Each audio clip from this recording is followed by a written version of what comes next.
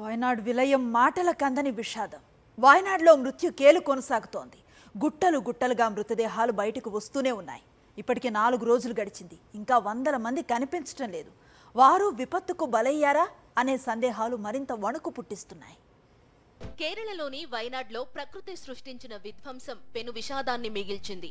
భారీ వర్షాలకు కొండ చర్యలు విరిగిపడిన ఘటనలో మృతుల సంఖ్య 300 దాటిపోయింది. శిథిలాలు తీస్తున్న కొద్దీ మృతదేహాలు బయటపడుతూనే ఉన్నాయి. ఇంకా 300 మంది ఆచూకీ తెలియడం లేదని అధికారులు చెబుతున్నారు. కుటుంబ సభ్యులను పోగొట్టుకున్న వారు తమ వారి కోసం వెతుక్కుంటున్న దృశ్యాలు హృదయాలను కలిచివేస్తున్నాయి.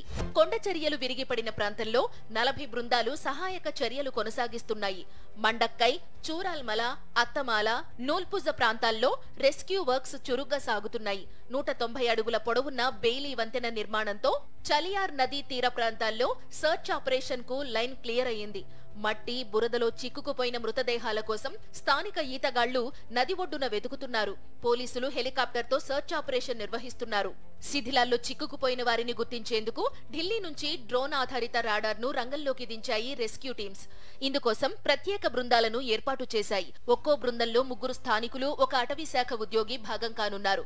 వయనాడ్లో విపత్తు సంభవించిన ప్రాంతాన్ని 6 జోన్లుగా విభజించి 40 బృందాలు డ్రోన్, రాడార్లతో గాలింపు చర్యలు చేపట్టనున్నాయి. అలాగే మృతదేహాలు, మృత్యుంజయులను గుర్తించడంలో డాగ్ స్క్వాడ్ కీలక భూమిక పోషిస్తోంది. ప్రస్తుతం 6 పోలీసు సునకాలు సర్చ్ ఆపరేషన్ లో ఉండగా మరో 4ంటిని తమిళనాడు నుంచి వయనాడుకు రప్పిస్తున్నారు అధికారులు.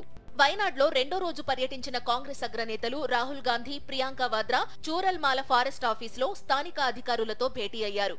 బాధితులకు తమ వంతు సాయం అందించేందుకు ముందుకొచ్చారు. కాంగ్రెస్ పార్టీ తరపున బాధితులకు 100కు పైగా ఇళ్లు కట్టించి ఇస్తామని ప్రకటించారు Rahul Gandhi. Congress family would like to commit to build 100+ houses here. I'm going to raise it in Delhi and also with the Chief Minister here that this should be treated differently. This is a different level of tragedy and it should be treated differently. Wayanad విలయంలో దాదాపు 400 కుటుంబాలు సర్వం కోల్పోయాయి. ఇల్లు, కుటుంబ సభ్యులను కోల్పోయి దిక్కుతోచని స్థితిలో 3000 మంది రిలీఫ్ క్యాంప్స్ లో బిక్కుబిక్కుమంటున్నారు. ఈ విలయంలో సర్వం కోల్పోయిన వారికి మానసికంగా భరోసా కల్పించేందుకు కేరళ ప్రభుత్వం చర్యలు చేపట్టింది. 121 మంది మానసిక నిపుణుల బృందాన్ని వయనాడు పంపినట్లు రాష్ట్ర ఆరోగ్య శాఖ మంత్రి వీణా జార్జ్ వెల్లడించారు. మరోవైపు బాధితుల సహాయార్థం పలువురు సినీ, రాజకీయ, పారిశ్రామిక రంగాల ప్రముఖులు కేరళ సీఎం సహాయ నిధికి విరాళాలు అందిస్తున్నారు.